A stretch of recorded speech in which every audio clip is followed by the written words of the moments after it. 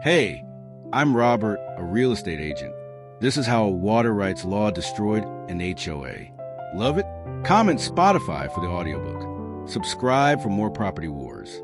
I just smiled when they slid the eviction notice across the polished HOA conference table. Then I placed the 1948 water rights deed beside it and watched 28 luxury condos become riverfront property. The Silver Pines HOA thought they could claim my grandmother's land while I was on a hydrology contract in Arizona. These entitled newcomers built their perfect mountain retreat on stolen ground, not knowing I work for the National Oceanic and Atmospheric Administration. That modest diversion dam on my property had waited 50 years for someone arrogant enough to build downstream. The shock on their faces was something to behold as the spillway gates opened and their resort community got its first controlled taste of the river's original path. This was going to be deeply satisfying. Let me explain how justice flows downstream. I'm Leo Vance, 36 years old, a federal hydrologist with NOAA, and the third-generation owner of 52 acres of forested riverfront just outside Asheville, North Carolina. My grandmother, who everyone called Nana, bought this land back in 1962. She was a steel magnolia of a woman who believed in stewarding the land and the community it supported. In 1972, she built a small diversion dam on our stretch of the Laurel River. It wasn't for power or prestige. It was for flood control and to ensure reliable irrigation water for the downstream farms during the dry Appalachian summers. She worked directly with the U.S. Geological Survey on the design. That detail would later become everything. I grew up here, learned to fly fish in that pond, and developed my love for water science on these slopes. That passion took me to arid regions overseas, managing water resources in places where every drop was a battle. While I was on a contract in Kuwait, Nana passed away. The property went into a trust managed by my brother, Marcus, a software developer in Seattle. He's brilliant with code but knows as much about North Carolina repair and law as I do about cloud architecture. He hired a local management company, paid the taxes on auto pay, and assumed everything was fine. He never looked at the assessment notices. That was the crack in the dam. Enter Cassandra Cassie Whitmore, 55, chair of the Silver Pines HOA, wife of County Commissioner Dale Whitmore. She drives a platinum Lexus and wears designer hiking gear to board meetings. She has a smile that doesn't reach her eyes and a voice soaked in syrupy condescension. Her community vision involved transforming our quiet area into a gated resort in my back 40, specifically the flat meadow by the river, was the perfect spot for their final phase of luxury Riverview condominiums. I came home in the summer of 2023, the smell of pine and damp earth filling my truck, eager for peace. Instead, I found orange survey tape and the growl of earth movers. My meadow was a construction site. The foreman shrugged. "We've got permits. Talk to the HOA." Deputy Alvarez was polite, but firm at the scene. They filed an adverse possession claim, Mr. Vance said the land was abandoned. It's an old law meant to put fallow land to use, now weaponized by developers. Then Cassie rolled up in her golf cart, a vision of curated outdoorsness. "Your family hadn't used this tract in years, honey," she said, her smile sharp. "We're just putting it to better use for everyone." But the real crime was hidden. Her crews, in their rush to grade the land, had dug a new channel, diverting the very stream that fed Nana's dam. The pond was shrinking daily, a decades-old reservoir for the watershed slowly being stolen. I hired a lawyer who saw a blank check. "We can fight the zoning change," he said, "for about 90 grand to start." Useless. So I fought my way with the tools I knew, research and water. While that lawyer billed hours, I lived in the county records office. I found Nana's 1972 construction permits, stamped with USGS approval. Federal involvement meant federal jurisdiction. Local HOA rules couldn't trump that. My heart hammered against my ribs. This changed the game. Then, in a dusty ledger, I found the sunken treasure, the original 1948 water rights deed. My great-grandfather had purchased senior rights to the entire Laurel River watershed. These rights were older than the town, older than the county water system, older than Cassie's pretensions. They weren't just stealing my land.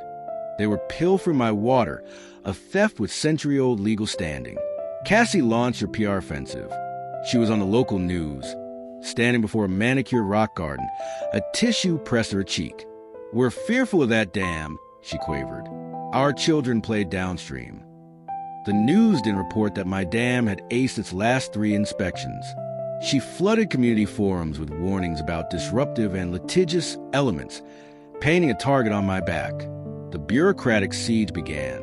Noise complaints, citations of my unsightly 1965 cabin, a surprise wellness check orchestrated by Commissioner Dale, suggesting I was a troubled contractor.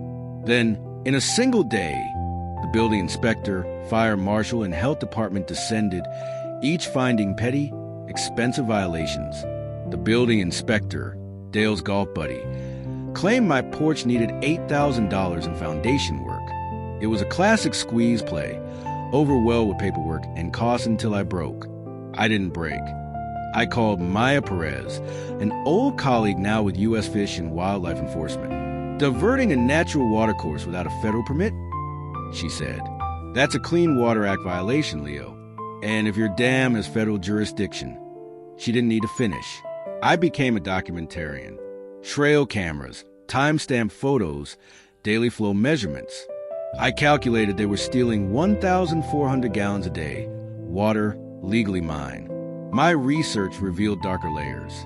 Silver Pines was built in a FEMA-designated floodplain. To get insurance, the HOA had submitted a flood mitigation plan. Permanently divert the Laurel River around their condos and let it flood my land instead. This was insurance fraud. Then I found Cassie's history. Her previous HOA in Charlotte had paid a $2.5 million EPA fine for an identical creek diversion scheme. She'd skipped town and set up the same grift here. This wasn't just my fight. I connected with my downstream neighbor, Mr. Iwata, a retired teacher whose family greenhouse was withering. I met Elena Morales, whose generational farm had been rezoned into oblivion by Dale 2 years prior. We were isolated victims of a systemic pattern. The county scheduled an eminent domain hearing to seize my land for public safety. Cassie's offer came simultaneously. $200,000 for land assessed at $950,000. Take the low ball or lose everything. The local paper ran the headline, "Obstructive Contractor Blocks Community Progress." But in Nana's cabin attic, I found her handwritten journals. An entry from 1975. "Open a spillway today to help the Morales farm and the Jenkins place through a dry spell." That's what neighbors do. The water belongs to the land, and the land belongs to the community. Reading her words, the fight crystallized. It wasn't about money or pride. It was about stewardship. Cassie hadn't just stolen land. She had severed a 50-year-old covenant of mutual aid, and I had the means to restore it. Nana's dam had a forgotten emergency spillway system, a series of hydraulic gates, and used since 1985. My nighttime inspections confirmed they were still operational. This wasn't just a dam, it was a restoration tool. The math was perfect. Recent rains had filled the pond to 3.3 million gallons. I needed to release 3 million to sufficiently restore the river's original course and prove its natural flow pattern. I partnered with environmental attorney Chloe Bennett, who worked pro bono. Her strategy was genius. We filed an emergency motion citing the dam's original 1972 agricultural flood management covenant, which legally obligated me to maintain seasonal flows for downstream farms. We weren't planning an attack. We were fulfilling a legal duty. Chloe also alerted state insurance regulators to the fraud and prepared a civil RICO lawsuit. We assembled our allies. Maya Perez ensured federal fish and wildlife agents would be on site to witness the controlled water release. Elena Morales gathered historical photos and farmer testimonies. Mr. Iwata offered his property as a staging ground. We notified the volunteer fire department, posted warnings in English and Spanish, and invited the press. Cassie responded predictably. A last-minute restraining order hearing before Judge Helen Walsh, a recipient of Dale's campaign donations. She also hired private security, who were caught on my cameras attempting to sabotage the spillway controls with quick-set concrete at 2 a.m. They were arrested by a waiting deputy. On the morning of, two narratives collided on my land. On one side, Cassie and 24 HOA members with Protect Our Community signs live streaming.